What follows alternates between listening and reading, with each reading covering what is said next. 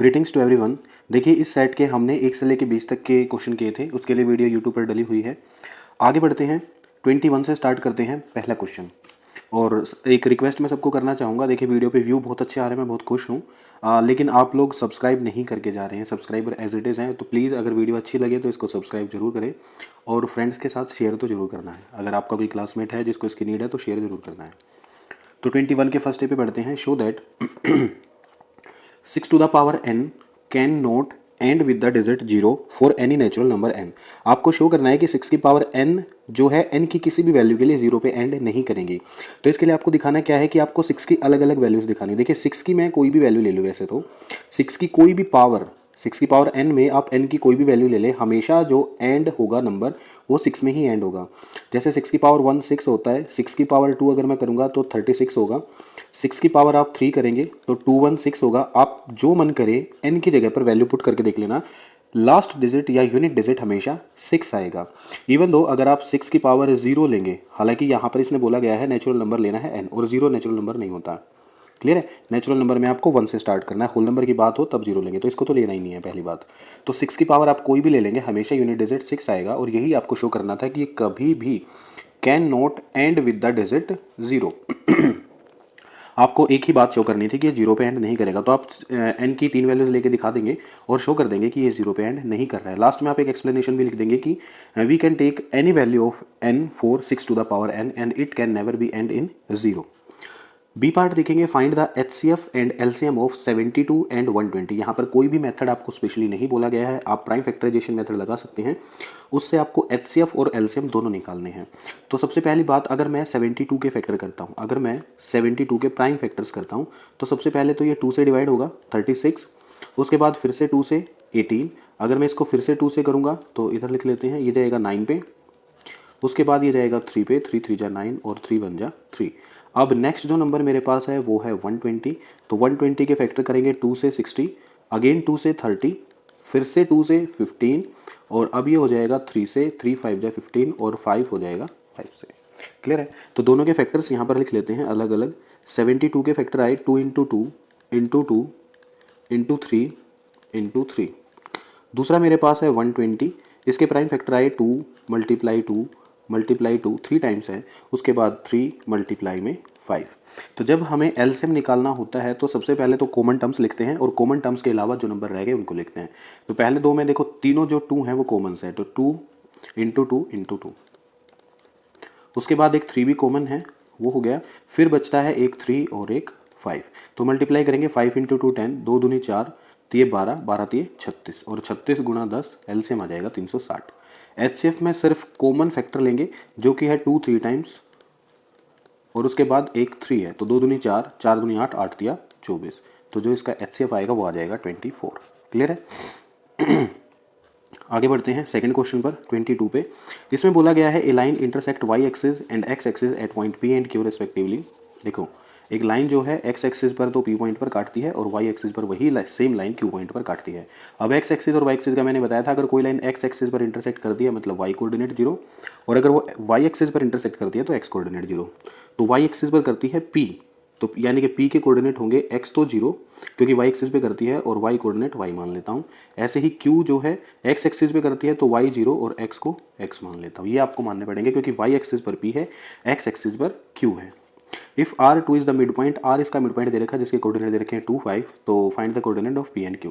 तो हमें mid point निकालने हैं, तो मिड पॉइंट कैसे निकालते हैं, x1 प्लस x2 बाई 2, और ये मिड पॉइंट मुझे दे रखा है 2, तो यहाँ से x की वैल्यू आ जाएगी 2 इंटू 2 4। उसके बाद y अगर मुझे निकालना है तो y1 प्लस y2 बाई 2, और y कोऑर्डिनेट यहाँ पर दे रखा है 5, तो y आ जाएगा 2 इंटू 5 10। तो यहाँ पर दोनों कोऑर्डिनेट आगे पॉइंट्स आगे आपके पास, p आपको चाहिए तो 0 y यानी कि 0 10, और q अगर आपको चाहिए तो x 0 यानी कि 4 0। यही दो पॉइंट्स आपको निकालने थे। आगे बढ़ते हैं क्वेश्चन नंबर 23 की तरफ। इसमें दिया है find the length of a shadow on the ground of a pole of height 18 metre when angle of elevation is theta. यहाँ पर कुछ ऐसे दिया गया है, मान लो ये पोल है और यहाँ पे इसकी ये शेडो है, और ये एंगल आपको थीटा दिया है और ये वोल है, ये 90 डिग्री का एंगल बनाएगी अर्थ के साथ। तो पोल की जो हाइट दी है वो 18 मीटर दी है, यहाँ पर 18 नहीं है 18 मीटर। आपको लेंथ ऑफ शेडो निकालनी, बेसिकली आपको ये, अगर मैं इसको x मान लेता हूँ तो ये आपको निकालना है। एक कंडीशन दे रखी है such that tan theta is equal to 6/7। अब देखो आपको दिया है tan theta is equals to 6/7। तो टेन थीटा क्या होता है, पी बाई बी, यानी कि p की वैल्यू आपको 6 दी है और b की वैल्यू आपको 7 दी है। लेकिन अगर मैं इस डायग्राम में ध्यान से देखूं तो यहाँ पर p की वैल्यू 6 की बजाय कितनी है, 18। तो p की वैल्यू को आप यहाँ पर x मानेंगे 6x और बेस यहाँ पर बनेगा 7x। क्लियर है। अब क्योंकि 6x मुझे 18 के इक्वल दिया है तो यहाँ से x की वैल्यू आएगी 18/6। इसको काटेंगे तो 3। बेसिकली यहाँ पर हुआ क्या कि परपेंडिकुलर में हो जाएगा 18 और बेस की वैल्यू हो जाएगी 7 × 3 यानी कि 21। तो यहाँ पे ये जो बेस था इसको मैंने x माना था, इसको x मानने की नीड है ही नहीं क्योंकि ये वाला x यहाँ नहीं है, इसको मान लेते हैं बेस p। क्लियर है। और मुझे यही निकालनी थी हाइट, मुझे निकालनी थी शेडो की लेंथ जो कि है ये बेस b और ये है 7x। तो 7x की बस आपको वैल्यू पुट करनी है, तो 7 × 3 21। तो जो आपके पास लेंथ ऑफ द शेडो हो जाएगी वो हो जाएगी 21 सेंटीमीटर। क्लियर है, ठीक है। सिंपल था क्वेश्चन, कोई दिक्कत नहीं थी इसमें। बस आपको जो भी इन्होंने रेशो दे रखा है उसी के साथ x लगा के और उसके बाद हाइट हमें 18 दिया है तो 6x को 18 मान के आप अपना x का आंसर निकाल लेंगे। क्वेश्चन नंबर 24 में दिया है in the given figure P A is a tangent to the circle. ठीक है, अगर ये टेंजेंट है, देखो डायग्राम से ही ये टेंजेंट है और ये रेडियस है, तो पहली बात तो ये वाला एंगल होगा 90 डिग्री। ये एक स्ट्रेट लाइन है, ये अगर 130 है तो पूरा 180 होगा, मतलब ये जो बचेगा ये बनेगा 50 डिग्री। तो ये वाला एंगल जो बच गया ये कितने का बनेगा, ये 90 ये 50, तो ये कितने का बचेगा 40। एंगल सम प्रॉपर्टी से, क्योंकि ट्रायंगल के तीनों एंगल का सम 180 होता है। पूछा क्या है हमसे, find the measure of angle A P B. Basically यही एंगल निकालना था जो कि आ गया है 40 डिग्री। क्लियर है, मैंने इसको ज़्यादा डायग्राम से ही हमने आंसर निकाल लिया है इसका। तो in the given figure A B C से ट्रायंगल डी ई पैरेलल दे रखा है बी सी के, ए डी की वैल्यू ये सब कुछ मुझे दे रखी है, हमें क्या फाइंड आउट करना है एक्स की वैल्यू। देखो थेरेस थ्योरम लगाएंगे, अगर ये लाइन इसके पैरेलल है तो क्या कोरस्पॉन्डिंग साइड्स का रेशियो सेम होगा, बिल्कुल A D by D B it will be equal to A E by E C. Basically यहाँ पर होगा A D by D B it will be equal to A E by E C. तो value put करेंगे, A D है x और D B है x-2 equals to A ई है मेरे पास x+2 और ई सी है मेरे पास x-1। क्लियर है, यहाँ पे सारी चीज़ें क्रॉस मल्टीप्लाई कर देंगे। x इंटू x-1 होगा जो कि बनेगा x² माइनस x, इधर बनेगा x² plus 2x minus 2x और माइनस का 4। क्लियर है, -2x से +2x कटा, x² से x² कटा, तो -x will be equal to -4। तो माइनस से माइनस कटेगा और x का आंसर कितना आ जाएगा 4। क्लियर है, आगे बढ़ते हैं। Next question B part, diagonal A C and B D of a trapezium A B C D with A B parallel D C. ये वाली साइड हमें पैरेलल दी है, ये इसके पैरेलल इंटरसेक्ट कर रहे हैं एक दूसरे को ओ पर। शो करना है O A by O C is equals to O B by O D. बहुत सिंपल है, आप ये दोनों ट्रायंगल्स ले लें और इनको सिमिलर प्रूव कर दें। कैसे, देखो अगर ये दोनों पैरेलल लाइंस है A B parallel D C, तो डी क्या डी बी एक ट्रांसवर्सल लाइन होगी और यहाँ पर अल्टरनेट एंगल्स बनेंगे, यानी कि ये वाला एंगल इस वाले एंगल के इक्वल होगा।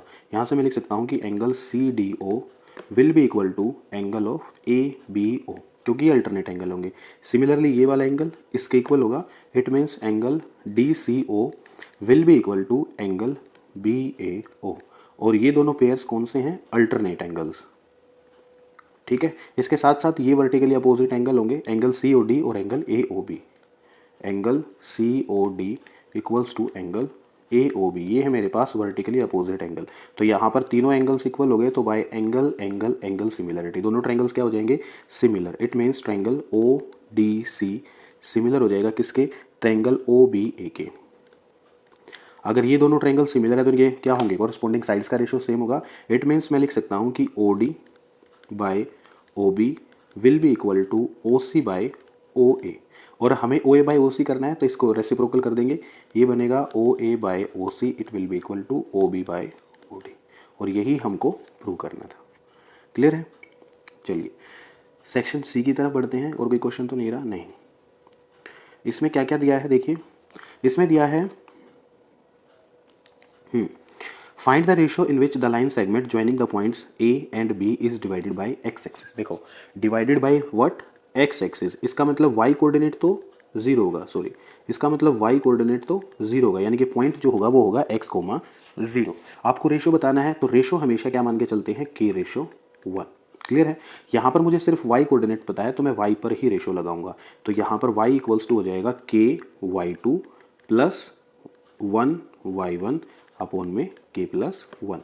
तो y कोऑर्डिनेट तो ज़ीरो है और k y2 मतलब b का कोऑर्डिनेट तो -5k। क्लियर है। प्लस 1 y1 यानी कि 1 इंटू 3 अपॉन में k प्लस 1। तो k प्लस 1 इधर जाके फिर से जीरो हो जाएगा। तो यहाँ पर -5k plus 3 equals to zero हो जाएगा। तो it means 3 equals to 5k हो जाएगा। तो k की वैल्यू निकल कर आएगी 3/5, यानी कि जो रेशो आपको फाइंड आउट करना था वो रेशो क्या हो जाएगा, 3:5। क्लियर है। 27 देखते हैं, find the HCF and LCM of, तीन नंबर्स दे रखे हैं using prime factorisation. Prime factorisation का यूज़ करके आपको इनके एलसीएम और एचसीएफ निकालने। तो तीनों के प्राइम फैक्टर लिख देते हैं। 26 के होंगे 2 गुणा 13, उसके बाद 65 का हो जाएगा 5 इंटू 13, 5 13 65, और 117 का हो जाएगा 3 तिया 9 और 13, 13 में 117 होता है, 127 होता है, 9 तिया 13 में 117 होता है। तो तीनों का आपको एचसीएफ निकालना है और उसके बाद एलसीएम निकालना है। तो एचसीएफ में निकालूंगा तो कॉमन देखूंगा, इन तीनों में कॉमन है 13, तो एचसीएफ हो जाएगा 13। अगर बात करें एलसीएम की तो एलसीएम होगा 2 इंटू 5 और इसके बाद 3 इंटू 3 यानी कि 9 और इंटू 13, तो 5 दूनी 10, 13 में 117। तो जो इनका एलसीएम होगा वो हो जाएगा 1170। क्लियर है भाई। चलो आगे बढ़ते हैं। सेकंड में बी पार्ट में आपको प्रूव करना है कि √2 एक इरेशनल नंबर है। ठीक है, ये मैंने पिछली वीडियो में भी एक पता नहीं कौन से क्वेश्चन पेपर में आया था तो मैंने प्रूव करवाया था। तो इसका भी बेसिकली मैं एक छोटा सा हिंट दूंगा, ज़्यादा आपको नहीं दूंगा क्योंकि मैं इसको अलग से प्रूव करके दिखा दूंगा, सभी को रटा रहता है। तो देखो, आपको √2 को प्रूव करना है तो आपको सबसे पहले मानना है कि let √2 be a rational number, और रैशनल नंबर है तो it will be equal to a/b। और यहाँ पर लिखेंगे कि a एंड b आर को प्राइम, इनको लिखना है आपको को प्राइम है। ये इक्वेशन 1 क्रॉस मल्टीप्लाई करेंगे, ये बनेगा √2 b इक्वल टू ए, उसके बाद squaring 2b² equals to a²। अब 2 को इधर ले जाएंगे डिवाइड में, तो b² is equals to a²/5। तो यहाँ से मुझे पता चला कि a² 5 से डिविजिबल है। अगर a² 5 से डिविजिबल है तो a भी क्या है, डिविजिबल किससे है, 5 से। a इज डिविजिबल बाय 5, इसको बोलेंगे इक्वेशन 2। अगर a 5 से डिविजिबल है तो क्या a इक्वल टू 5c लिख सकता हूँ, 5 का कोई फैक्टर, फिर से स्क्वायर करेंगे, a² is equals to 25c²। अब आप a² की वैल्यू यहाँ पर, सॉरी, डिविजिबल बाय 2 होगा, ये 5 नहीं होगा, यहाँ पे 2, क्योंकि √5 का रटा हुआ है, तो क्योंकि 2 था तो ये डिविजिबल बाय 2 होगा, तो यहाँ पर भी 2 होगा और 2 का स्क्वायर यहाँ पर 4 होगा। अब a² की वैल्यू आप पुट करेंगे 2b², ये बनेगा 2b² is equals to 4c²। ठीक है, तो यहाँ पे क्या मैं इस 2 को इधर लेके जा सकता हूँ, तो ये बनेगा b² is equals to 2c²। 2 को फिर से नीचे ले आएंगे तो b²/2 is equals to c²। यहाँ से दिख रहा है कि b² डिविजिबल बाय 2, अगर b² डिविजिबल है तो क्या b भी डिविजिबल होगा, बिल्कुल। तो यहाँ पर लिखेंगे b इज डिविजिबल बाय 2, इसको बोलेंगे इक्वेशन 3। अब 2 और 3 को ध्यान से देखो कि a भी 2 से डिविजिबल है, b भी 2 से डिविजिबल है, लेकिन 1 में कहा गया था कि a और b क्या है, को प्राइम। इसका मतलब क्या हुआ कि कॉन्ट्राडिक्शन आ गई, हैंस लिखेंगे आप, hence contradiction occurs, therefore our assumption was wrong. और हमारी अजम्पशन क्या थी कि √3 is a rational number, so √3 is an irrational number. तो रटा रटा ऐसा क्वेश्चन है, मैंने आपको एक हिंट दे दिया है, कुछ इस तरीके से आपको इसको करना है। क्लियर है। क्वेश्चन नंबर 28 की तरफ बढ़ते हैं। 28 में दिया गया है इन द गिवन फिगर, ये फिगर हमें दे रखा है जिस पे मैंने कुछ लिख दिया है, इरेज कर देता हूँ। E is a point on the side CB produced of N isosceles triangle ABC। ये एक आइसोसेलेस ट्रायंगल है बेसिकली ABC, जिसमें AB इक्वल टू AC है।